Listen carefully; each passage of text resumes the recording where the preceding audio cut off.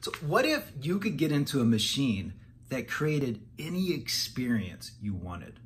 Well, imagine this. One day you get an offer from a mysterious stranger. She says that she can plug you into a machine that will create any experience you want. In the machine, you can do anything you can imagine. Your body will be taken care of by the machine. It will feed you and keep you alive, but while you're in it, you won't feel like you're hooked up. You'll be alone in the new virtual world, but you can choose to do anything. You could be president, you could be an explorer, you could live in a world where it rains every day. You could leave behind your family and friends, but you could always imagine a new set of family and new friends. But would you want to do that? Would you miss your real family and your friends? Would you get lonely with virtual friends? Would you feel like you're in a video game? Or would you feel just the same as you do now? How would you change your world? What experiences would you want? If you could feel the same, how do you know you're not in a machine like this already, right now, your entire life? Well, would you ever leave the machine? So these are a lot of questions to ponder when thinking about if you were in a machine that provided you with an alternative reality, or some might say even a virtual reality. And in the technical corner, we're going to dive deeper into what virtual reality is. I'm sure many of you have heard about this by now, right? Well, virtual reality, or VR, is called virtual because it is an almost real thing.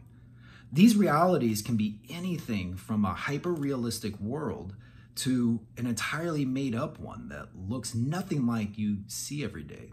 Video games are all virtual realities, a small set of objects that interact based on that particular universe's rules. Well, the really interesting realities are likely still to come. Over the last few years, a lot of traction has been put behind VR systems, starting with the development of the Oculus Rift. One of the problems is that VR systems can feel a little clunky. Your eyes are experiencing one thing while the rest of your body is just sitting still. It can be kind of like when you read in the car. Part of you feels like it's moving and the other part feels as if it isn't.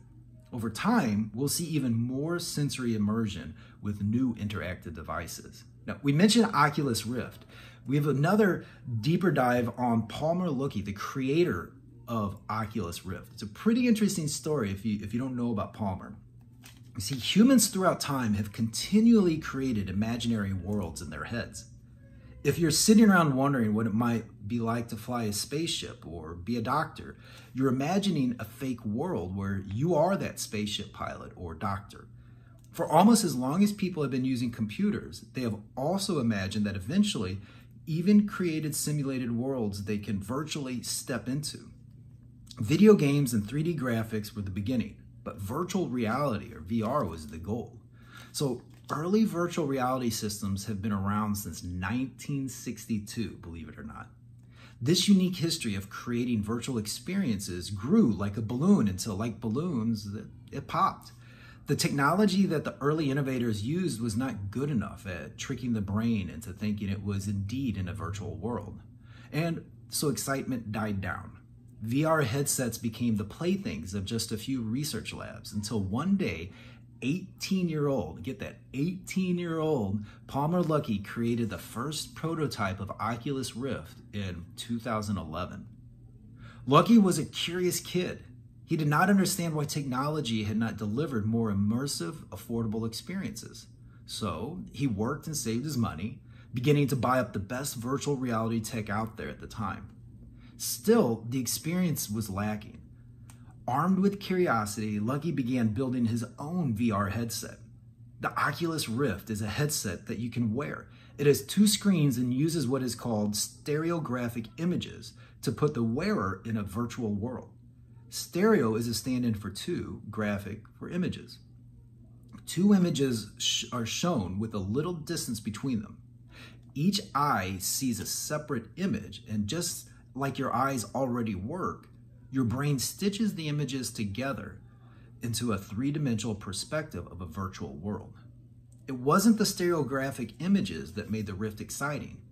It was that it created an experience so good, humans had a hard time knowing they were in a virtual world. Lucky's project started with a little curiosity. It continued with a dose of action and money because Facebook eventually bought the company for $2 billion. So don't let anyone tell you that questions aren't worth anything.